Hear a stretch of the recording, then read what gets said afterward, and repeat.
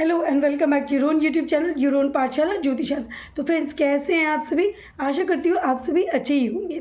जैसे ही मैंने अपने चिंटू को बोला कि फागुन महीने की पूर्णिमा में होली का त्यौहार मनाया जाता है, बस तुरंत उसने पूछ लिया कि बताओ ये फागुन कौन सा महीना होता है। तो आजकल के बच्चों को जो कि ज़्यादातर इंग्लिश मीडियम में पढ़ते हैं, तो उनको जनवरी फरवरी यानी मंथ्स के नाम जो है, महीनों के नाम, वो सिर्फ इंग्लिश में मालूम है और हिंदी में उनको मंथ्स के नाम बिल्कुल जानकारी उनको नहीं है। तो मैं मेरे चिंटू को समझा ही रही थी कि हिंदी में महीनों के नाम को किस तरह से बुलाते हैं या कौन से महीने को किस नाम से, लाइक कौन से इंग्लिश मंथ को किस हिंदी नाम से बताते हैं या जानते हैं। तो मैं उसको बता ही रही थी, तो सोचा क्यों ना अपनी यूट्यूब ऑडियंस के साथ भी ये छोटी सी नॉलेज शेयर कर लूँ। यानी कि इंग्लिश के मंथ्स तो आप सभी को मालूम है, आप सभी के बच्चों को भी मालूम है, लेकिन जब भी हिंदी की बात आती है तो बहुत ज़्यादा कन्फ्यूजन हो जाता है कि कौन सा चैत का महीना है, कौन से फागुन का, कौन से ज्येष्ठ का,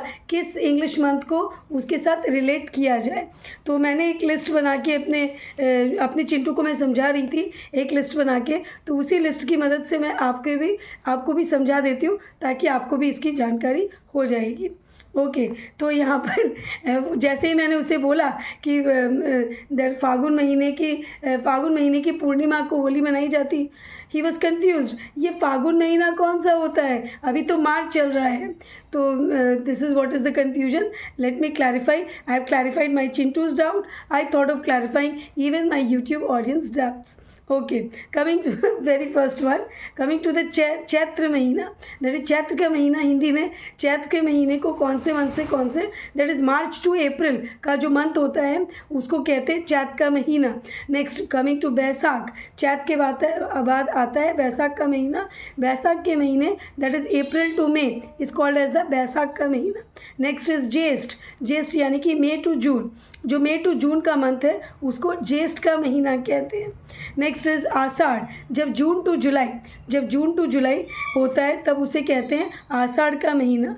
नेक्स्ट इज श्रावण, जब जुलाई टू अगस्त होता है तो ये कहलाता है श्रावण का महीना। नेक्स्ट है Bhadrapad, that is August to September is called the Bhadra का महीना या Bhadrapad. Next coming to the Ashwin, Hindi के अश्विन मंथ यानी कि September to October is called the Ashwin का महीना। नेक्स्ट इज कार्तिक का महीना यानी October to November is called the Kartik का मंथ। कार्तिक का महीना यानी October to November. Margashirsha is the November to December is called the Magh का महीना, जिसको हम लोग कहते हैं मार्गशीर्ष, sorry, it is called as Margशीर्ष. Next is December to January, which is called the पोष का महीना। पोष का महीना इज दिसंबर टू जनवरी। फिर आता है माघ का महीना, that is January to February is called the Magh का महीना। Next is Phagun is February to March, which is the present month, that is February to March. ये जो पीरियड है ये फागुन का महीना है और इसी फागुन की पूर्णिमा को होली का त्यौहार मनाया जाता है। I'll repeat it, just like you have January to December in English, in Hindi also we have a list of the names of the months which is as listed below. That is Chaitra, Baisakh, Jyesht, Ashadh, Shravan, Bhadrapad, Ashwin, Kartik, Margशीर्ष, next Posh, Magh and Phagun. This is the list. I hope it will be a great help for you. And जैसे मैंने मेरे चिंटू को सिखाया, आशा करती हूँ कि आपके भी बच्चे इस वीडियो के माध्यम से महीनों के नाम कम से कम इस छुट्टियों के, ये जो छुट्टियाँ चल रही है, सेशन एंड जो चल रहा है, वेकेशन, इनमें कम से कम ये महीनों के नाम हिंदी में सीख पाए। See you soon in the next video.